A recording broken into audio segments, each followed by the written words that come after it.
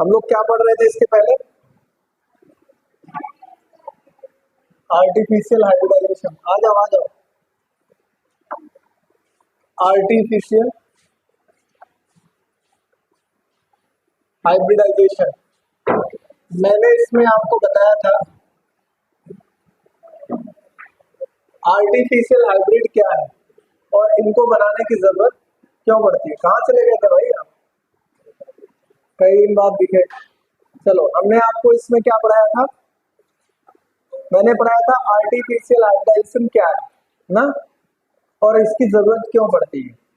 तो मैंने बताया था कि जैसे अलग अलग प्लांट स्पीसीज जितनी भी है, उन प्लांट स्पीसीज में क्या होता है कि जैसे कि दो वैरायटी है प्लांट्स की। मैंने आपको बताया था प्लांट ए प्लांट बी का एग्जांपल लेकर, प्लांट ए की रेजिस्टेंट पावर अच्छी है, प्लांट बी की प्रोडक्टिविटी अच्छी है।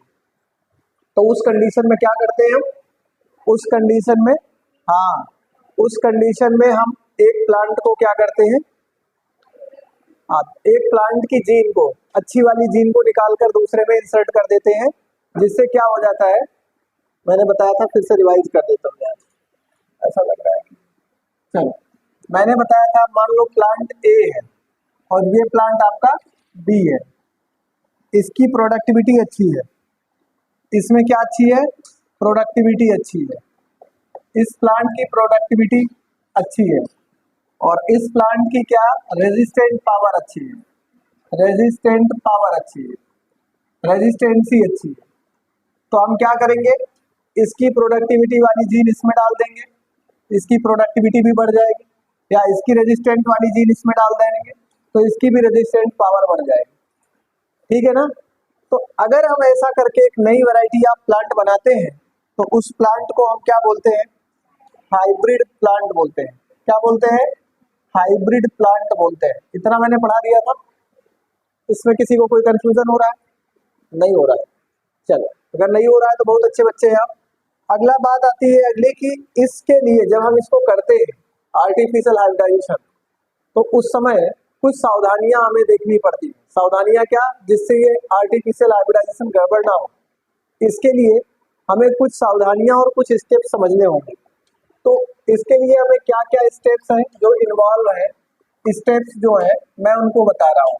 सबसे पहले इसमें हम क्या करते हैं? सिलेक्शन करते हैं। सिलेक्शन किसका करते हैं? पेरेंट प्लांट का सिलेक्शन करते हैं। किसका बेटा?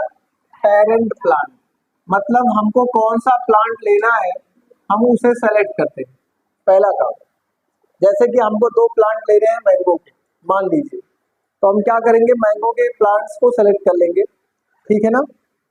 फिर हम क्या करते हैं, इसमें मान लो कि ये आपके पास कोई फ्लावर है, और फिर वहीं पर पहुंच गया सर, बार बार ये बनाते हैं, लेकिन ये बनाना पड़ेगा, क्या करें हम? ये जब तक चैप्टर पढ़ रहे हो लगभग बनाना ही पड़ेगा, बार बार बनाना पड़ेगा, क्योंकि सारा कुछ इसी के आसपास घूमता है। अब मान लो कि मानो ये तुम्हारा कोई प्लांट ए था, उस प्लांट पर ये फ्लावर था, और इस फ्लावर में इस तरह से यहाँ पर लगे थे पॉलेंस, ये स्टेमन्स थे इनमें, एंड्रोसियम, और इनमें आप देख रहे थे कि इनमें क्या दिख रहा था? इनके अंदर दिख रहा था पॉलन ग्रेन। इनके अंदर क्या था? पॉलन।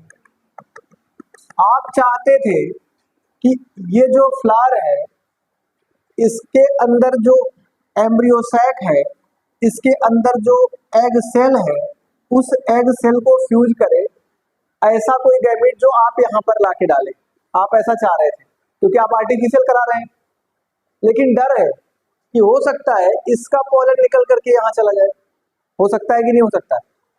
आप जब तक लेकर के आए तब तक इसका पॉलन यहाँ से यहाँ चले जाए, फिर क्या हो जाएगा? उतनी देर में इसका पॉलन यहाँ चला जाएगा और एंट्री मिल जाएगी, तो क्या स्पीसीज चेंज हो पाएगी? आप जो चाह रहे थे वो हो पाएगा? आर्टिफिशियल प्रोसेस हो पाएगी?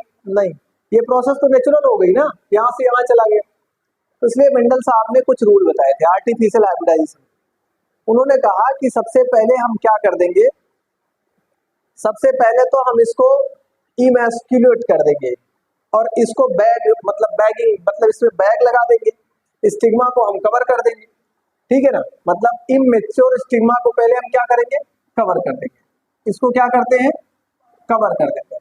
यहां से इसको काट के अलग कर देते हैं, इस प्रोसेस को बोलते हैं इमैस्कुलेशन। और स्टिग्मा को कवर करने की प्रोसेस को क्या बोलते हैं? बैगिंग। क्या बोलते हैं? बैगिंग। हम पहला प्रोसेस ये करते हैं कि यहाँ से इसको अलग कर देते हैं, यहाँ सीजर लगाया, कैंची उड़ा दिया, इसको उड़ा दिया। क्यों उड़ा दिया? यहाँ का मेल गैमीट अब यहाँ नहीं जा सकता क्योंकि इनको हम स्टेराइल बना दिए। समझ गए? बाइसेक्सुअल फ्लावर था, यूनिसेक्सुअल बना दिया। समझ गए ना? तो इस प्रोसेस को रिमूवल ऑफ एंथर, समझना, रिमूवल ऑफ एंथर, एंथर के रिमूव करने की प्रोसेस से फ्रॉम स्टेमन, स्टेमन से क्या रिमूव करते हैं? Anther, is called emasculation. इस प्रोसेस को हम कहते हैं इमैस्कुलेशन। क्या कहा जाता है? इमैस्कुलेशन। हमने इसको उड़ाया, अब हमको थोड़ा डर ये भी है कि अगर अब हम इसको प्रोटेक्ट नहीं करेंगे, कवर नहीं लगाएंगे इसमें, तो दूसरे का पॉलन आ जाएगा। हम सबको तो उड़ाएंगे नहीं, आसपास में जितने भी पॉलन, मान लो कोई तितली है दूसरे फ्लावर पे बैठी थी, अचानक उड़कर यहाँ पे आ गई, उसका पॉलन यहाँ आ जाए। ठीक है ना? तो ऐसी कंडीशन में हम क्या करेंगे कि इसको कवर कर देंगे। इस प्रोसेस को कवरिंग ऑफ स्टिग्मा बोलेंगे। यहाँ पर हम क्या करेंगे? Covering of stigma.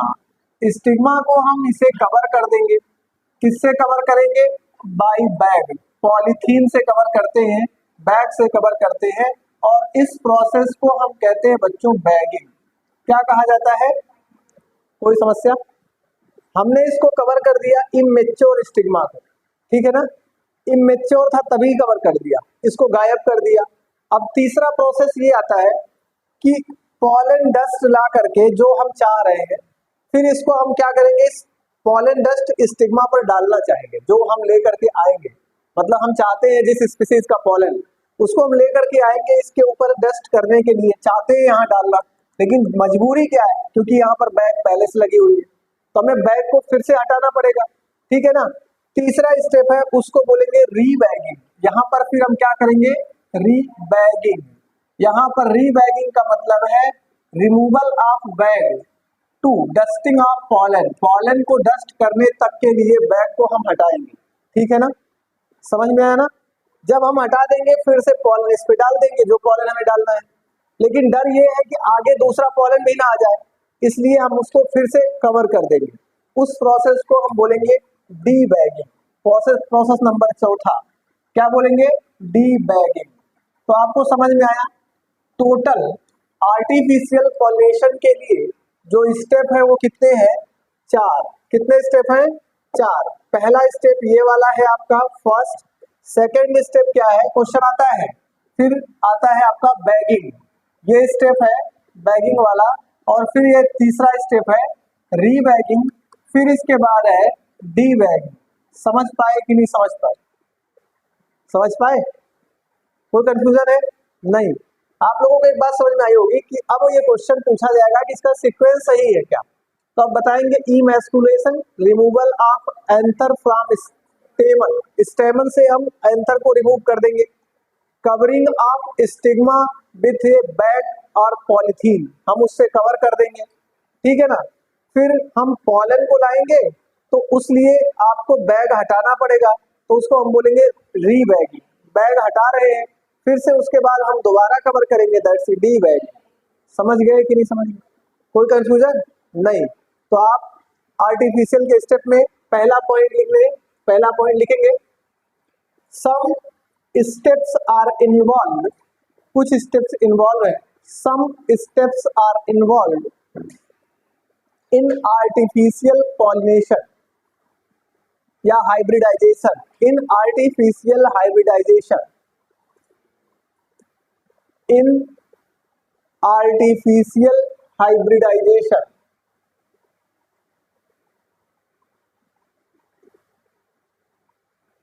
In artificial hybridisation.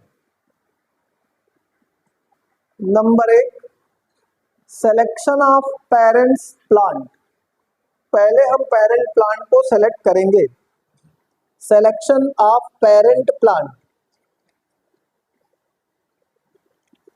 Selection of parent plant.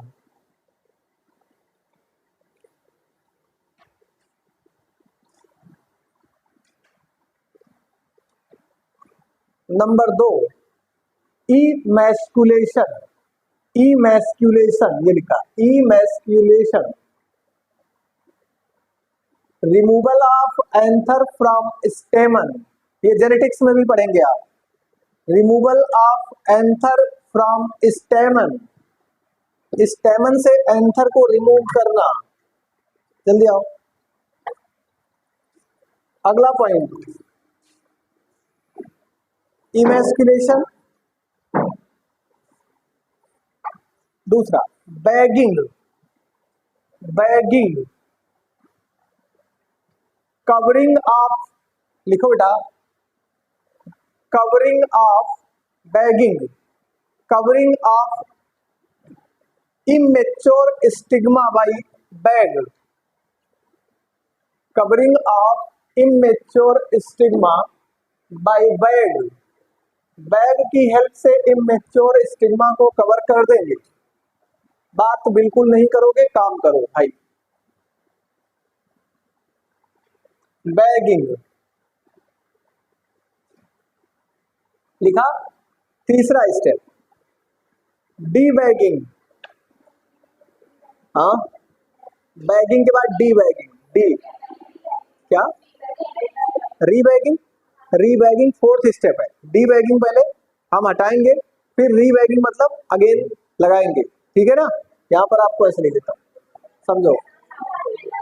पहला थर्ड बोला था क्या, सही कर लो। पहला इमैस्कुलेशन, दूसरा कहाँ गया बैगिंग, ये है कवरिंग ऑफ स्टिग्मा, दूसरा उसके बाद डी बैगिंग, फिर रीबैगिंग, चौथा। अब लिख लो, नोट कर लो, लिखो। आपको क्या बताया यहाँ पर, पहला इमैस्कुलेशन, दूसरा बैगिंग कवरिंग ऑफ स्टिग्मा, तीसरा for dusting of pollen, for dusting of pollen, pollen को डस्ट करने के लिए, for dusting of pollen, removal of bag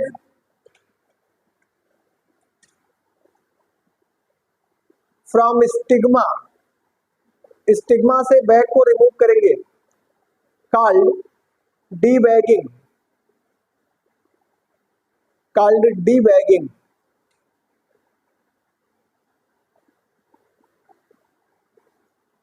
अगला पॉइंट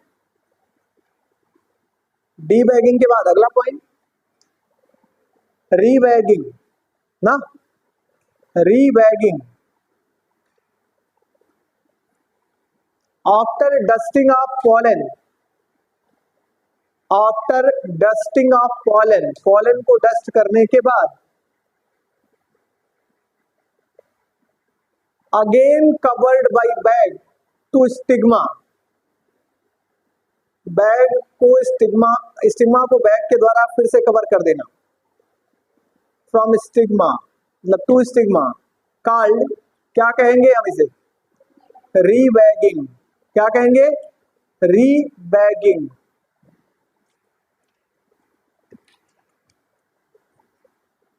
नोट करके एक पॉइंट लिखेंगे। आप लोगों से पूछ रहा हूं, आप लोगों से एक क्वेश्चन पूछ रहा हूं, आप बताना हमको। क्वेश्चन है आपके साथ,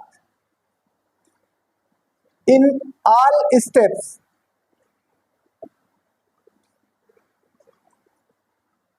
क्वेश्चन है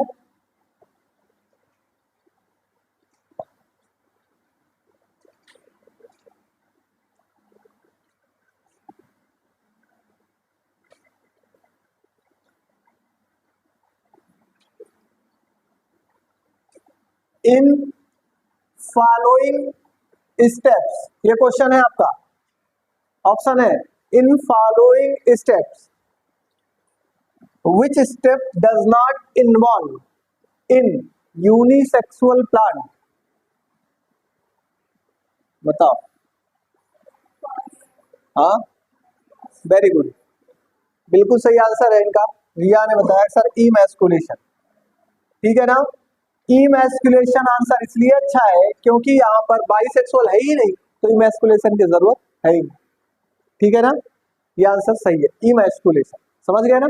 ऐसे क्वेश्चन आ जाते हैं, तो एक पॉइंट नोट करके लिख लेना। Unisexual flower are not required to, unisexual flower are not required to, unisexual flower are not required to emasculation, emasculation।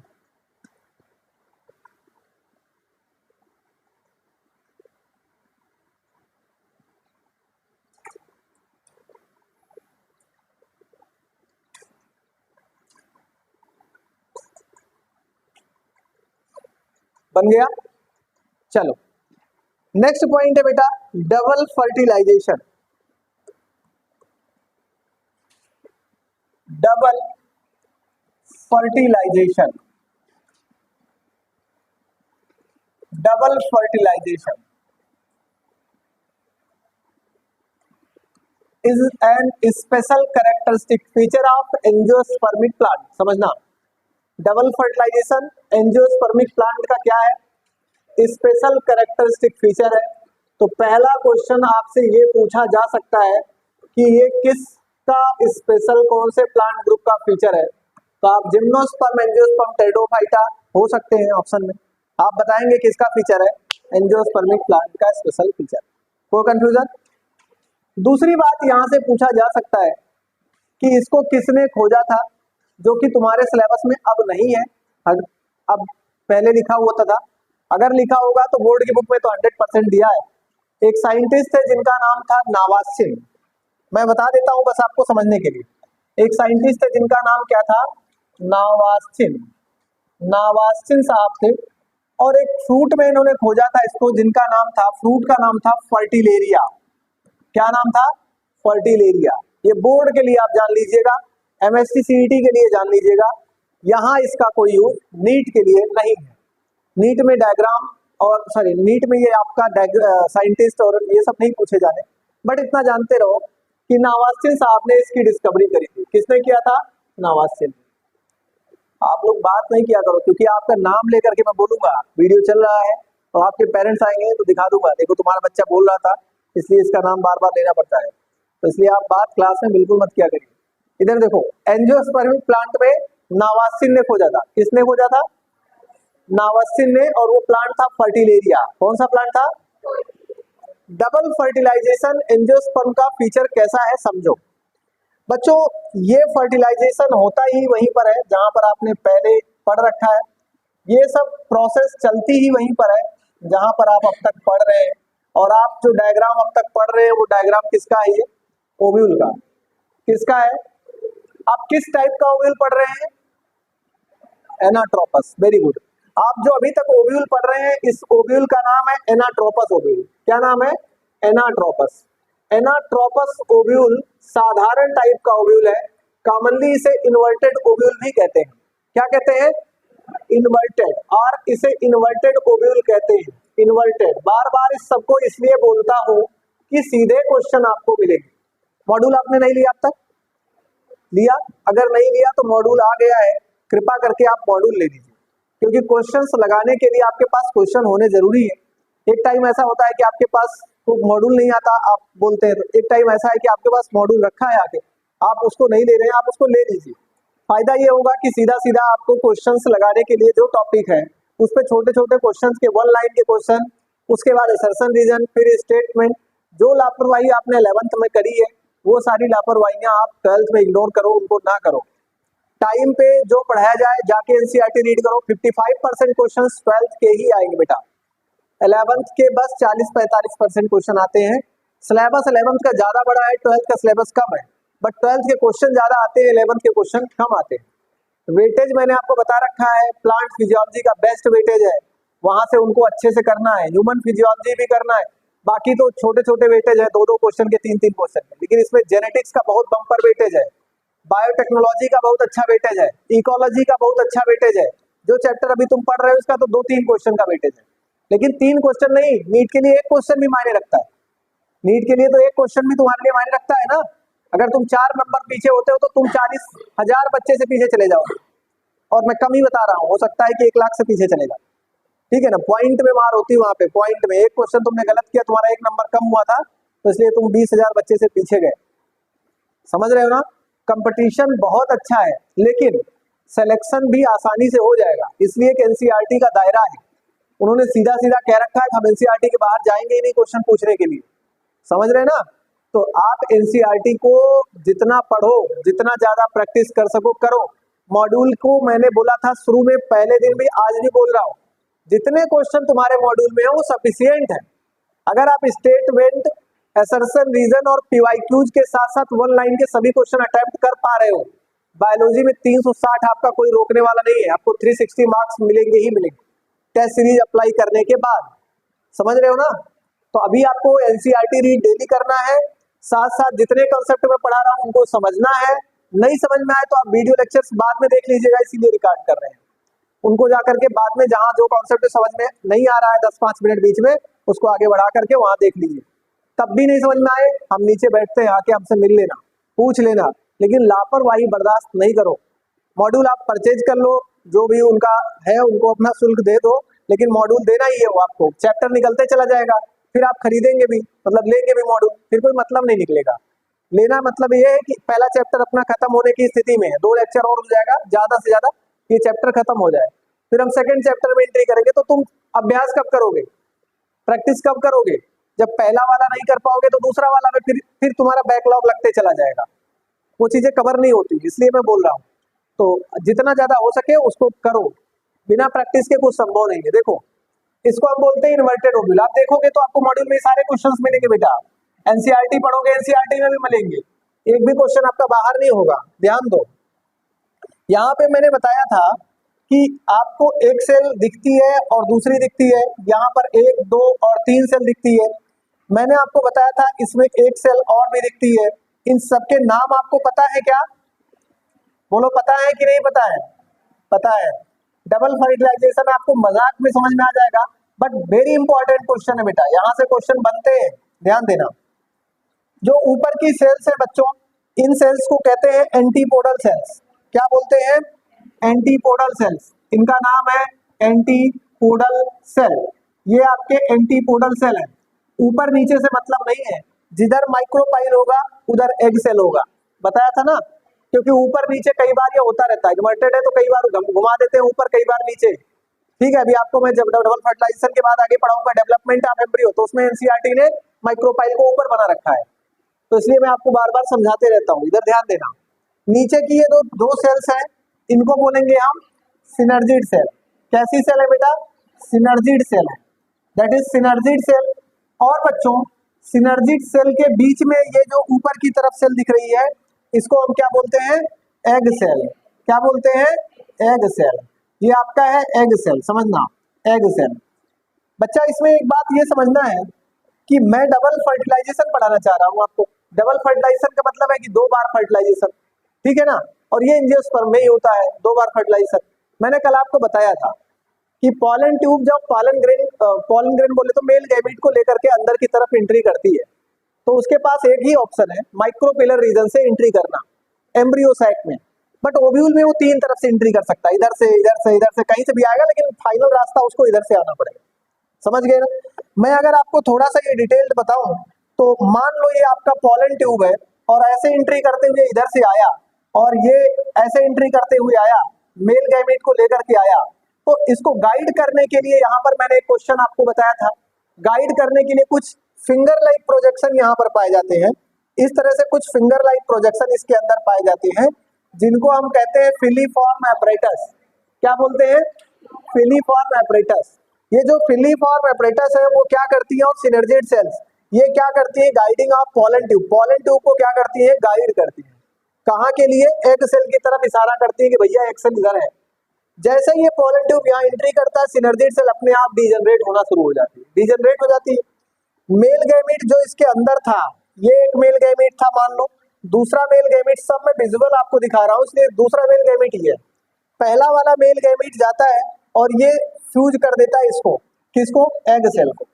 Egg cell को जैसे ही फ्यूज करता है तो इसके फ्यूजन के बाद, फर्टिलाइजेशन के बाद जो कंटेंट बनता है वो बनता है जाइगोट। क्या बनता है? जाइगोट। अब जैसे जाइगोट बन जाता है, मतलब ये जाइगोट बाद में कन्वर्ट हो जाएगा एम्ब्रियो में। किसमें कन्वर्ट होगा? एम्ब्रियो में। पूरा ओव्यूल कन्वर्ट हो जाता है सीड में, ठीक है ना? अभी देखो यहाँ पर ये जाइगोट बन गया, उसके बाद बच्चों सेकंड नंबर का जो मेल गैमीट व्हाइट दिखाया मैंने, अब ये क्या करेगा, क्योंकि दो मेल गैमीट आते हैं मैंने बताया था, ठीक है, 2 सेल स्टेज में भी 2 आते हैं, 3 सेल स्टेज में 2 आते हैं। 3 सेल स्टेज में पहले ही बन करके आते हैं, 2 सेल स्टेज में बाद में माइटोसिस करके बना लेते हैं पॉलन ट्यूब के अंदर। कॉन्सेप्ट समझ में आ रहा है? हाँ, तो यहाँ पर समझना कि ये वाला जो दूसरा मेल गैमीट है ये अपनी यात्रा की तरफ चलता है, आगे की तरफ ये भी बढ़ता है, ये जाता है इसकी तरफ फ्यूज करने, क्योंकि इसे पोलर न्यूक्लियाई को फ्यूज करना है। भाई एम्ब्रियो जाइगोट डेवलप होकर एम्ब्रियो तो बना लेगा, बट एम्ब्रियो को खाना पीना कहाँ से मिलेगा, खाना पानी उसको कौन देगा, क्योंकि खाना पानी भी बनना चाहिए, और खाना पानी तब बनेगा जब ये पोलर न्यूक्लियाई में ये दूसरा नंबर का फ्यूज करके इंडोस्पर्म बनाएगा। इंडोस्पर्म इज एन न्यूट्रिशन, या आप कह सकते हैं इंडोस्पर्म व्हिच आर इंडोस्पर्म एक ऐसा टाइप का प्रोसेस मतलब कंटेंट है जो कि क्या देगा, डेवलपिंग एम्ब्रियो को न्यूट्रिशन प्रोवाइड करेगा। समझ में आया ना? तो आप ध्यान देंगे यहाँ पर दूसरा वाला जाता है इसके लिए, लेकिन जैसे ही यहाँ पहुंचता है ये क्या, अब देखो इसके सामने दो सवाल है कि ये इसको फ्यूज करे या इसको फ्यूज करे ना, तो ये समस्या सॉल्व कर देता है पोलर न्यूक्लियाई खुद ही, ये सेकेंडरी न्यूक्लियस बना लेता है। क्या बना लेता है?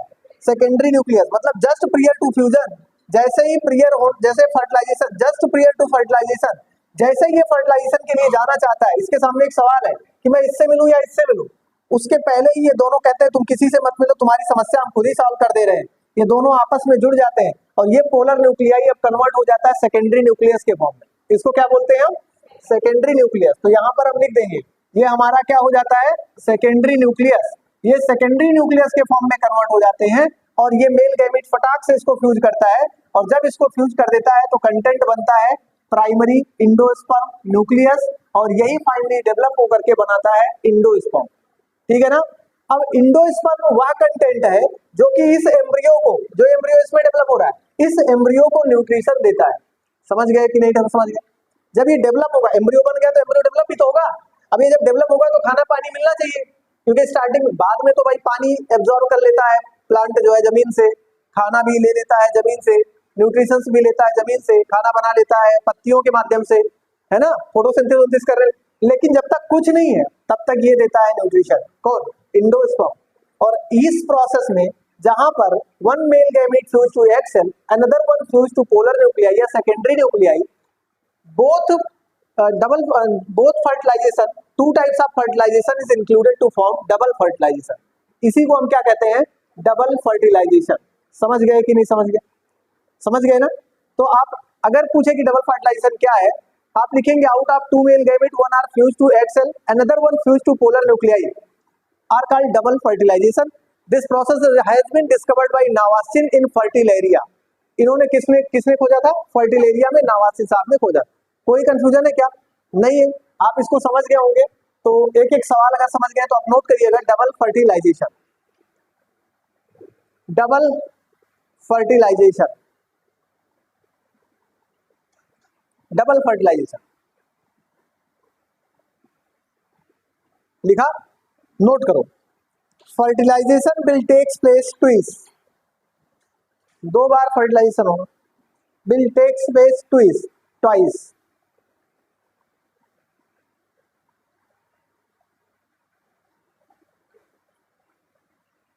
ट्वाइस लिखा? कामा करके नई लाइन से लिखेंगे। वन मेल गैमीट, या कामा करके लिखे, one male gamete fuse to egg cell, one male gamete is fuse to egg cell, while as another one are fused to polar nuclei, while as another one are fused to polar nuclei।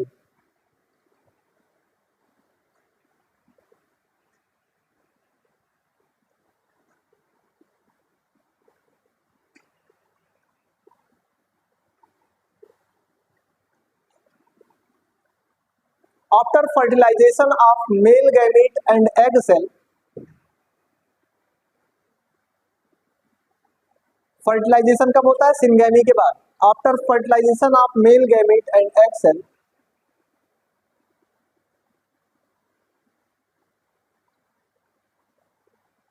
formed zygote, zygote क्या बनाता है? Zygote which converted into embryo, बाद में ये develop होकर embryo में convert हो जाता है।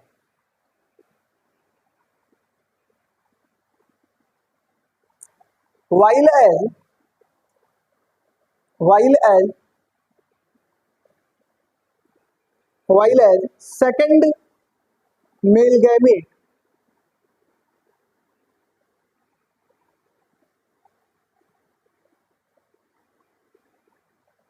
fuse to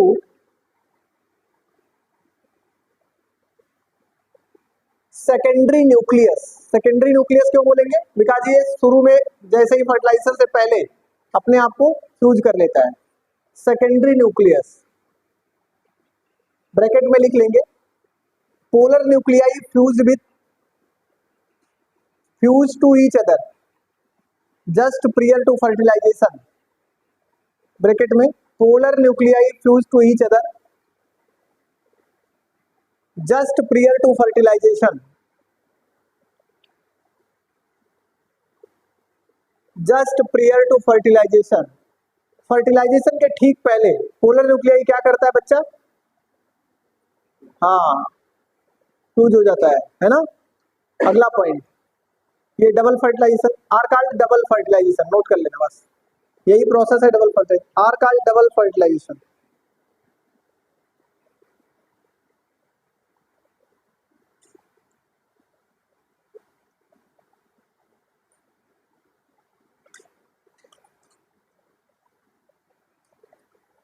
अब इसमें बेटा देखो दो प्रोसेस आप देख रहे हो, एक तो यहाँ मेल गैमीट जा रहा है, एग सेल को फ्यूज कर रहा है। एग सेल कैसा होगा? हैप्लॉइड। चलो मैं बताता हूँ, देखो अगर मेल गैमीट ये फ्यूज करता है किसको? एग सेल को। ये फर्टिलाइज करता है एग सेल को। अच्छा बताओ, मेल गैमीट हैप्लॉइड है कि डिप्लॉइड है? गैमीट ऑलवेज हैप्लॉइड होता है कदों, इसको जानते रहो, शुरू से बता रहा हूँ, प्लांट किंगडम से ही बता रहा हूँ। गैमीट ऑलवेज हैप्लॉइड होगा, चाहे वो ह्यूमन का हो, चाहे मेल का हो, चाहे फीमेल का हो। क्यों? अगर डिप्लॉइड होगा तो अपने में पेयर ऑफ क्रोमोसोम कितने हैं? 23, और पता लगा कि तुम्हारा 23 मतलब 46 क्रोमोसोम। अगर डिप्लॉइड होगा तो फिर टोटल नंबर ऑफ क्रोमोसोम कितने हो जाएंगे? 92। तो समझ गए कि नहीं समझ गए? तो 92 क्रोमोसोम हो जाएगा, उसका बाद 92 वाले का बच्चे का क्रोमोसोम हो जाएगा 92 का इंटू 2, ठीक है, ऐसे क्रोमोसोम होते जाएगा। इसलिए मियोसिस करके गैमीट ऑलवेज, गैमीट फॉर्मेशन पहले मियोसिस होता है, और वो आपको मैं पढ़ाऊंगा, स्पर्मेटोजेनेसिस अभी पढ़ाने वाला हूँ, तो आप उसमें ज्यादा क्लियर समझ जाओगे। ह्यूमन रिप्रोडक्शन में मैंने आपको प्लांट किंगडम में बताया था कि गैमीट बनने से पहले ऑलवेज मियोसिस होता है, जिससे हाफ हैप्लॉइड, जिससे ये क्या हो जाएंगे? Gamete haploid. अब यहाँ देखो, मेल गैमीट हैप्लॉइड है, एग सेल भी मेल गैमीट, फीमेल गैमीट है, हैप्लॉइड है। दोनों में क्या होगा? Male gamete female gamete match करते हैं in the side of embryo side inside. तो इस प्रोसेस को हम क्या कहते हैं? सिनगैमी। क्या कहते हैं? सिनगैमी के बाद जो प्रोडक्ट बनता है वो प्रोडक्ट क्या है? बोलो जरा, सिनगैमी के बाद प्रोडक्ट क्या बनता है? हाँ बोला करो फटाफट। जाइगोट बनता है, और जो जाइगोट है ये किस में कन्वर्ट हो जाएगा? एम्ब्रियो में कन्वर्ट हो जाएगा, और इस एम्ब्रियो को खाना पानी देने के लिए इसका बाप आएगा, ठीक है ना। बाप पहले नहीं, ये तो बाप है, बेटा आएगा इसके पहले मतलब ये तो पहले बन रहा है ना, तो बाप पहले आएगा तो बेटा आएगा बाद में। अब देखो इसकी कंडीशन ये हो गई, मेल के बाद दूसरे नंबर पे समझो, दूसरे नंबर का समझो। फिर मैंने बताया दूसरा, पहला मेल गैमीट था ये ना, अब दूसरा मेल गैमीट, दूसरा मेल गैमीट, ये मेल गैमीट क्या करेगा? हाँ क्या करेगा ये? हाँ ये फ्यूज करेगा सेकेंडरी न्यूक्लियस को। पोलर न्यूक्लियाई हम उसको नहीं कहेंगे क्योंकि दोनों फ्यूज हो जाते हैं, तो क्या बना लेते हैं? हाँ सेकेंडरी न्यूक्लियस को फ्यूज करेगा। अब भाई देखो मेल गैमीट कैसा है? हैप्लॉइड है डिप्लॉइड? हैप्लॉइड। लेकिन यहाँ गलती हो गई, क्योंकि पोलर न्यूक्लियाई मतलब न्यूक्लियस दो है, क्रोमोसोम भी दो होंगे, तो ये कैसा हो जाएगा? डिप्लॉइड। कैसा हो जाएगा? डिप्लॉइड। 2n हो गया, और ये हैप्लॉइड ये डिप्लॉइड, तो यहाँ पर total number of chromosome 2n होंगे कि 3n होंगे? यहाँ पर जाइगोट कितना होता है? 2n होता है, और एम्ब्रियो भी बनेगा तो डिप्लॉइड बनेगा। बट यहाँ पर एक सवाल ही आपसे पूछा जाता है, इसलिए जानते रहिएगा इंडोस्पर्म का एंजियोस्पर्म का इंडोस्पर्म, हैप्लॉइड है, डिप्लॉइड है, ट्रिप्लॉइड है। जानते रहिएगा ट्रिप्लॉइड क्यों है, ध्यान दीजिए, इसलिए कि मेल गैमीट हैप्लॉइड और ये पोलर न्यूक्लियस डिप्लॉइड, और ये दोनों मिलकर के क्या बन जाएंगे, ये बनाएगा क्या, PEN, जिसे हम क्या कहेंगे, प्राइमरी इंडोस्पर्म न्यूक्लियस, और ये कन्वर्ट किस में हो जाएगा, इंडोस्पर्म में। किसमें, इंडोस्पर्म में। तो इंडोस्पर्म की प्लॉइडी क्या होगी, क्या होगी, हाँ ट्रिप्लॉइड 3N, इसकी प्लॉइडी क्या होगी 3N। समझ गए कि नहीं समझ गए, तो इसकी प्लॉइडी 3N, और एम्ब्रियो की प्लॉइडी क्या होगी, ये डिप्लॉइड होगा बच्चों, क्योंकि यहाँ पर 3N प्लॉइडी बन रही है, तो इसलिए इसे हम ट्रिपल फ्यूजन कहते हैं। क्या कहते हैं, ट्रिपल फ्यूजन। समझ गए कि नहीं समझ गए, ये आपका सिनगैमी है, इस प्रोसेस में हम क्या बोलते हैं, सिनगैमी, और यहाँ पर क्या है, triple fusion. Triple fusion, triple fusion और सिनगैमी इज इक्वल टू, दोनों को जोड़ देंगे तो हम इसी को बोलेंगे डबल फर्टिलाइजेशन। बोलेंगे कि नहीं बोलेंगे, अब इधर ट्रिपल फ्यूजन हो रहा है, इधर क्या हो रहा है, सिनगैमी, सिनगैमी और triple fusion equal to double fertilization. कोई कंफ्यूजन है, बना लो इसको, इसको और अच्छा कर दिया जिससे थोड़ा सा तुम्हें और समझ में आ जाए। इसको बनाओ, जल्दी बनाओ, समय 1 मिनट।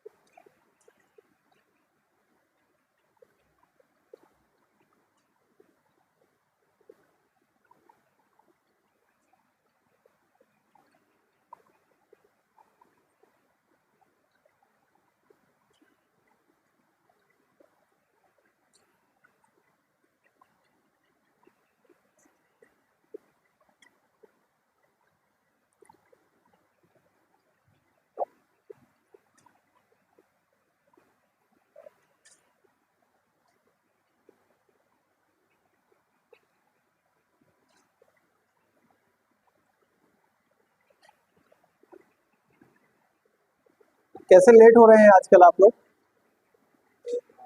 ऑटो खराब हो रहा है, उसको बोलो गधे को हमारा क्लास रहता है।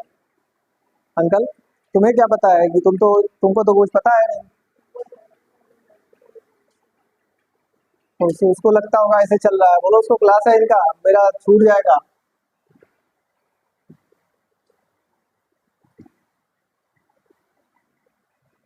भाव खाने लगा 1 साल लाते लाते, हो गई। हर आदमी दुनिया में ऐसे ही है, थोड़े दिन में उग जाता है। चलो बन गया, बन गया बच्चों, अच्छा। अब देखो इसमें बेटा, इसके बाद डेवलपमेंट की बात करें, सबने बना लिया ना, डबल फर्टिलाइजेशन क्वेश्चन आएगा, बना लोगे। Double fertilization special character angiosperm का, डबल फर्टिलाइजेशन नावासिन ने खोजा था। डबल फर्टिलाइजेशन में क्या है, डबल ट्रिपल फ्यूजन और सिनगैमी मिला करके डबल फर्टिलाइजेशन होता है, ठीक है ना, बस ठीक है, इतना क्वेश्चन जानते हैं। अब देखो हम इसके आगे लेते हैं क्वेश्चन, कहाँ चले गए भाई तो, चलो बेटा देखो एक प्रोसेस, इसमें आपको थोड़ा समझना पड़ेगा।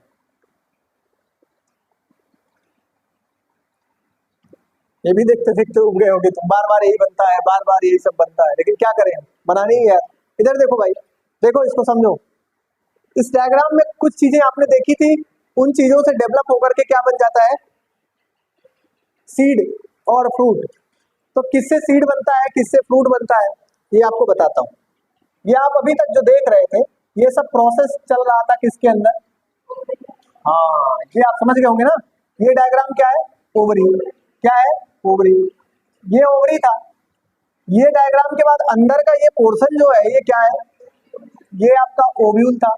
क्या था, ओव्यूल।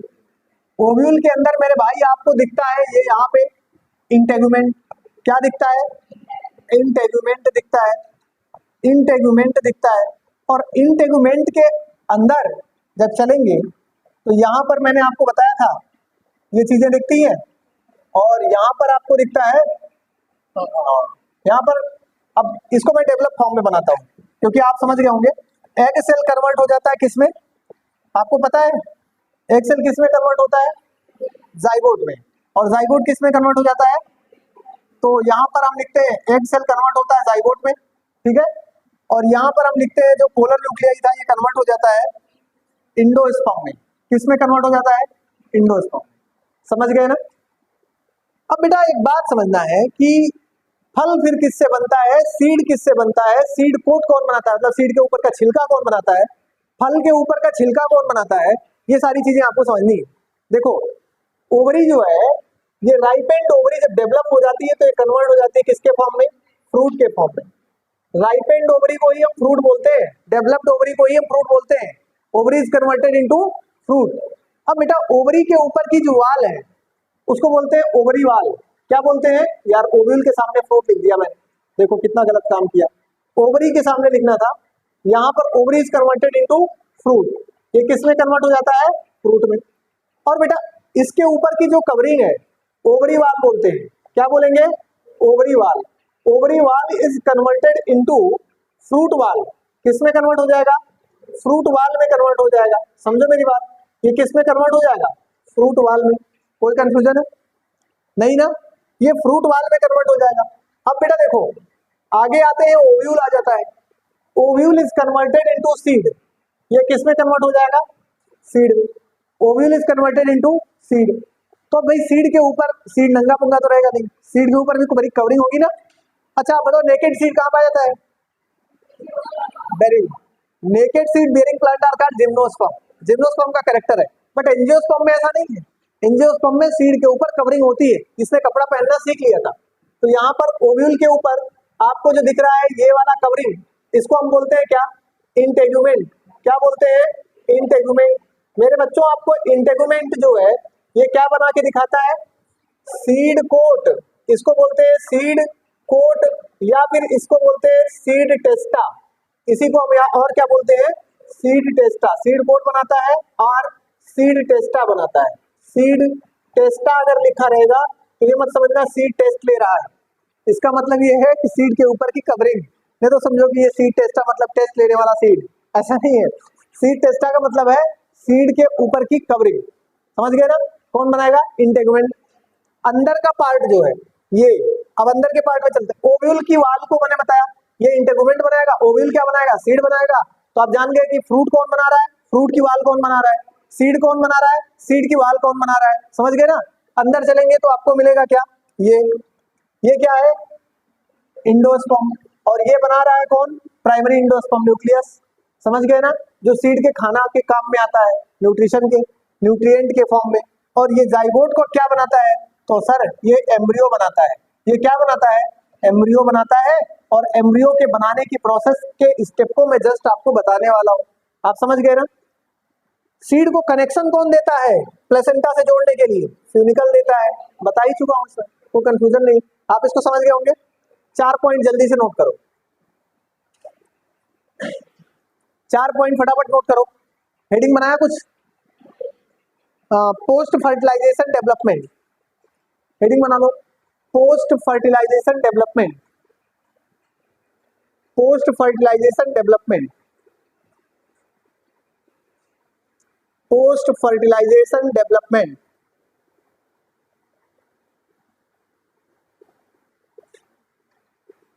लिखा, पहला point, ovary is converted into, या ovary is developed to form fruit, जैसा भी लिख सकते हो लिखो। Ovary is converted into fruit,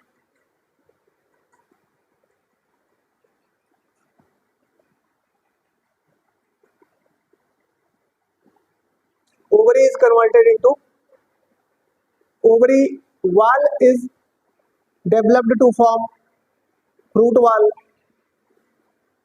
ovary wall developed to form fruit wall,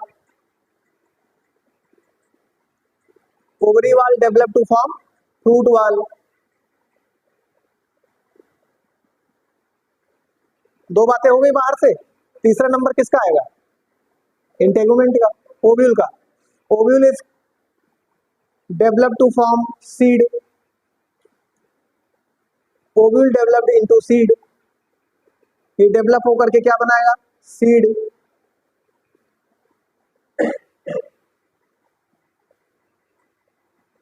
देखा ना,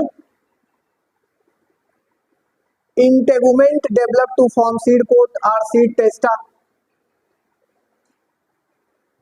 integument develop to form seed coat or seed testa,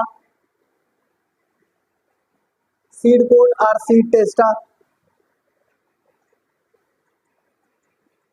integument क्या बनाएगा बच्चों, सीड कोट और सीड टेस्टा, लिखा। अगला पॉइंट,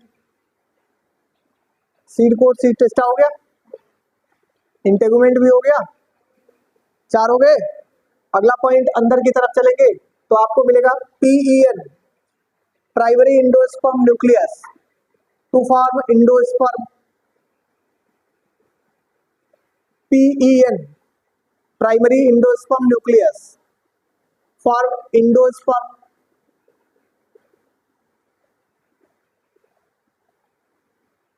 अगला, and zygote it develop to form embryo, zygote it develop to form embryo.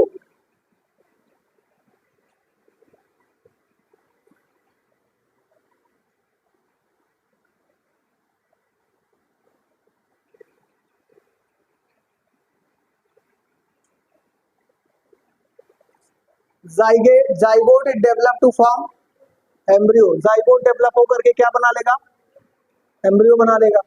समझ गए, इतनी बात सबको पता चली। अगली हेडिंग है इंडोस्पर्म।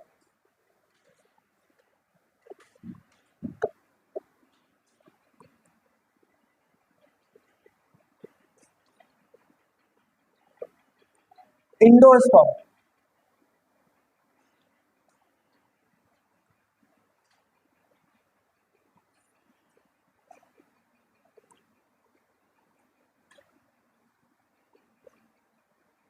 इंडोस्पर्म,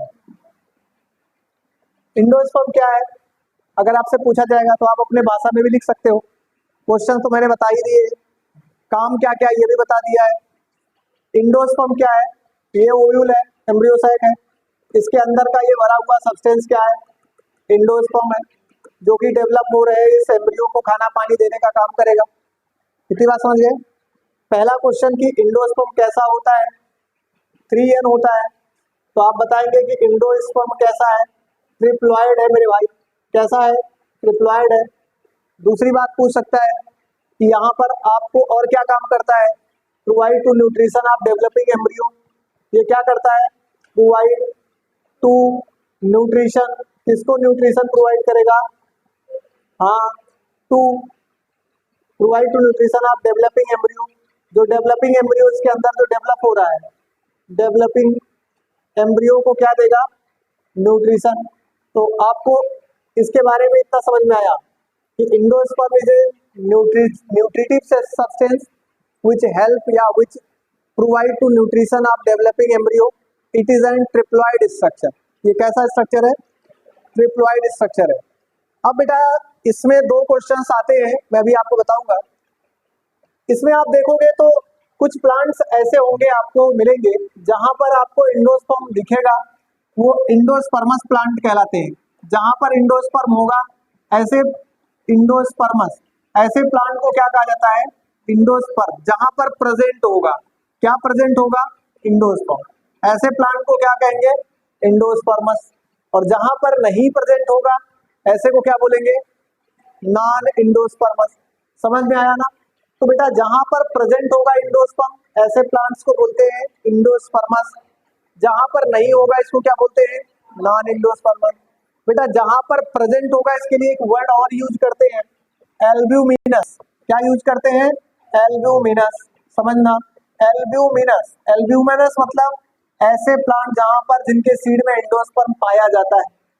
और जहां पर इंडोस्पर्म अब्सेंट होगा, ऐसे प्लांट ग्रुप को कहेंगे इक्स एल्ब्यूमिनस। क्या बोलेंगे, इक्स एल्ब्यूमिनस।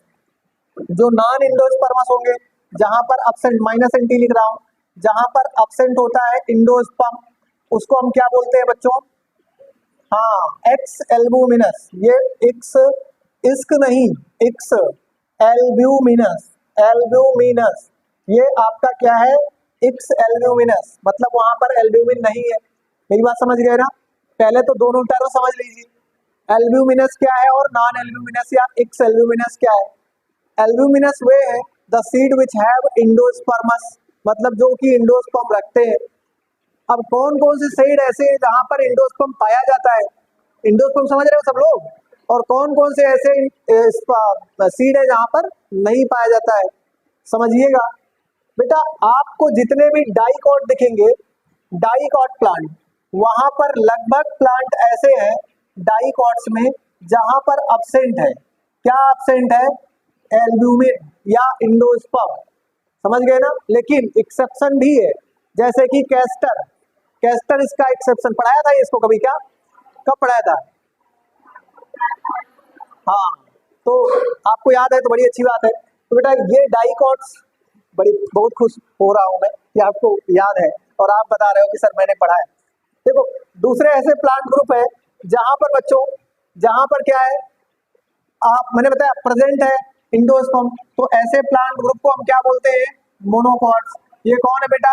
मोनोकॉट्स। मोनोकॉट्स में आप देखोगे तो प्रेजेंट दिखेगा और यहाँ पर क्या देखोगे? अब्सेंट दिखेगा। इसका एग्जाम्पल मोनोकॉट का बेटा एक एक्सेप्शन है जहां पर इंडोस्पर्म पाया जाता है, मतलब अब्सेंट होता है। वो कौन सा है? ऑर्किड। हाँ, तो उसका ऑप्शन है ऑर्किड। बहुत अच्छा, very good very good very good, love you so much. आप सब लोग बहुत अच्छे हैं, बड़े प्यारे हैं। देखो फटाफट 2 आंसर बता दिए, तो इसमें आपका ज्यादा दिमाग लगाना नहीं है। इंडोस्पर्म पे जितने क्वेश्चन बनेंगे बना लोगे। It is an triploid, help to nutrition of developing of embryo, developing embryo को न्यूट्रिशन प्रोवाइड करने का काम करता है। और ये मोनोकॉट्स या डाइकॉट्स, मोनोकॉट्स लगभग जितने हैं मैक्सिमम इंडोस्पर्मस है, लेकिन कुछ एक्सेप्शन है जैसे ऑर्किड, और जितने भी डाइकॉट्स हैं उनमें मैक्सिमम आपको दिखते हैं कैसे? नॉन इंडोस्पर्मस, लेकिन कैस्टर है जिसमें इंडोस्पर्म पाया जाता है। ठीक है ना? आप क्यों पाया जाता है, क्यों नहीं पाया जाता है, इस पर मैं डिस्कस करने वाला हूं। आप हेडिंग बनाओ इंडोस्पर्म और नोट करो इंडोस्पर्म, नोट करो उसमें। Endosperm is an triploid structure, इसकी प्लॉइडी 3n है।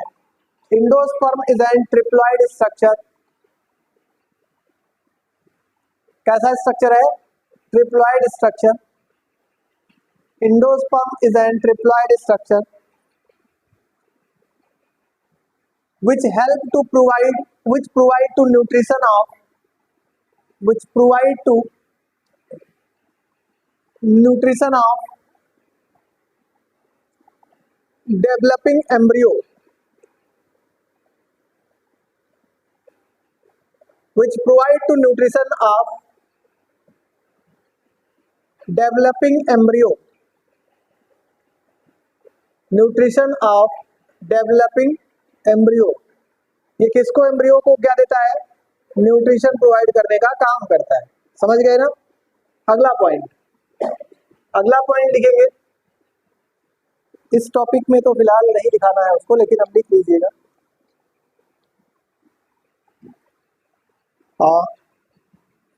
अगला पॉइंट है बेटा mode of development of endosperm, heading है। बस इसको आपको अभी ये बाद में कराता हूं मैं, मोनोकॉट और डाइकॉट का, इसका कारण बता देते हैं। तो अगला पॉइंट है बेटा क्या?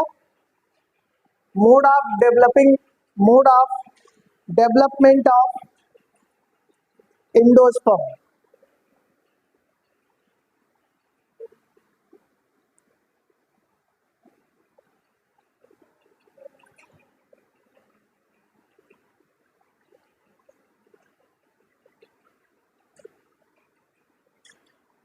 बन लिया, बना लिया? ठीक है। मैंने क्या बताया आपको? Mode of development, mode of development of endosperm.